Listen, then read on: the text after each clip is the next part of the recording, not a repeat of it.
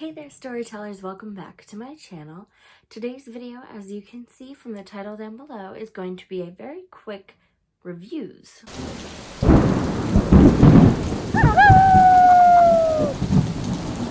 No, I didn't misspeak.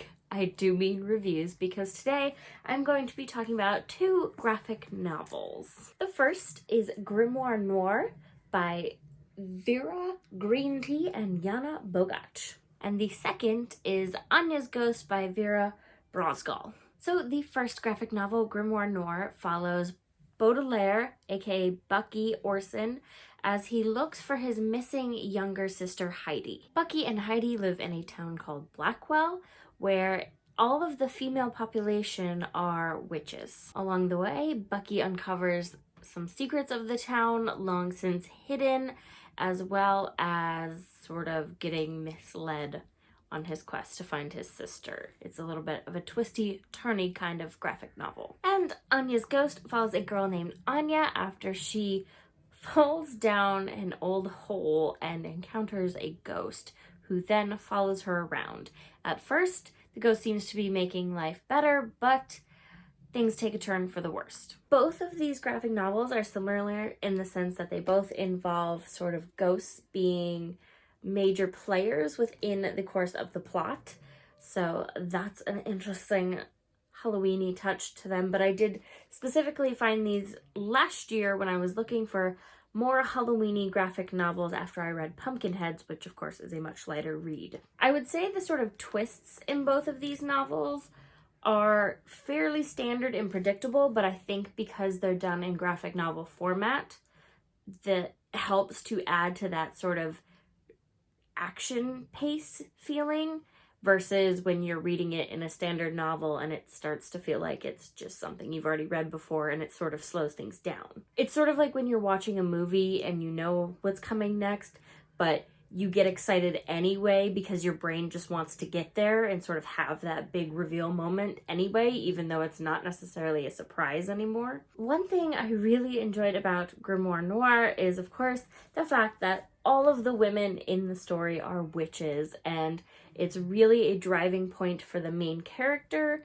for character growth. Bucky is jealous. He has spent most of his life wishing he had the powers that his mother and his sister do, and it makes it easy at one point for him to become a suspect in his sister's disappearance because he does sort of have motive. I also really love the art style where the sort of frames, I guess, overlap with one another in some instances. It really helps to make the book feel like it's coming alive and that it's full of action and movement, which really helped propel the story forward.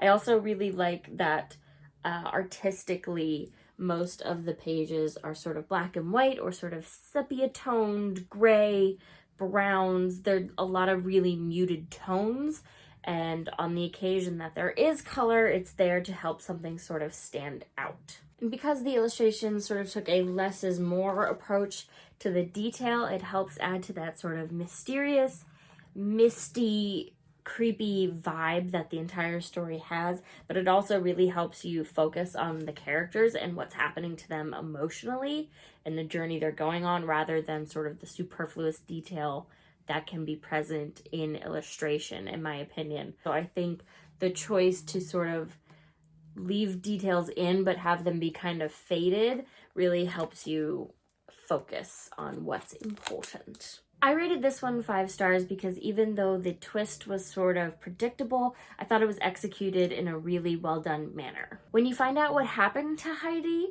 it makes total sense because there are breadcrumbs woven throughout the story, but like Bucky, you get distracted with the other paths that he is led down and the other secrets and plots that he uncovers, and you totally aren't paying as much attention to what you're supposed to be paying attention to. Which, given that this is a mystery sort of based fantasy graphic novel, is exactly what you want. You want to be sort of misled, even if it's willingly. The art style in Anya's Ghost is very similar in the sense that it maintains that sort of black and white palette without having too much color and detail to sort of draw your eye away from the intensity of the story, but The actual illustration style is not necessarily my favorite.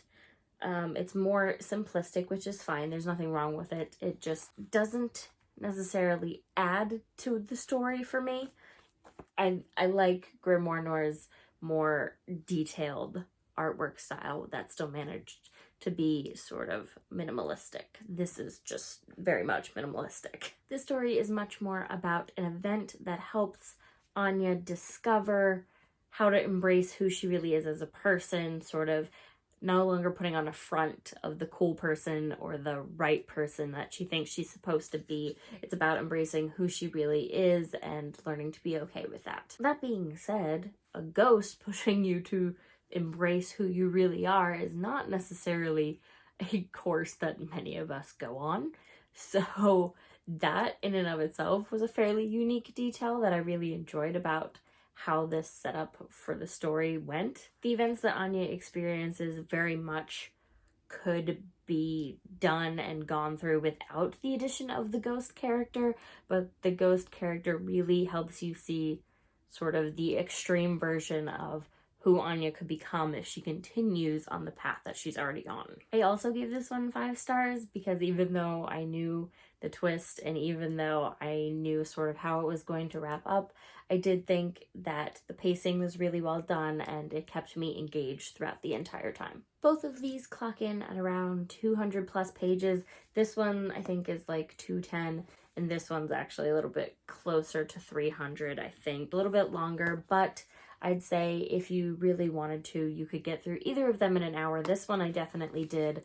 This one I did read over the course of 2 days because I started it last night and then went to sleep and finished it later today. So they're both fairly short reads. I am not a huge graphics novel person, but I'm starting to get into them more, and I do think these were 2 really fun Halloween-y reads, perfect for October. Like I said, they're very short, so even if you don't end up loving them, it's not a whole lot of your time wasted per se on reading them, but I do think they're both really well done. They both have the perfect sort of character arcs that I enjoy, and this one, Grimoire Noir, has a fantastic art style, so I highly, highly recommend this one, but I do think this one is a cool, spooky version of sort of embracing yourself storyline. But that is it for this video. If you enjoyed it, let me know by leaving a like down below. And if you want to keep up with me and all of my bookish adventures, you can go ahead and click the subscribe button. And you should definitely ring the little bell so that you don't miss a beat of Vlogoween. I will see you guys tomorrow. Bye!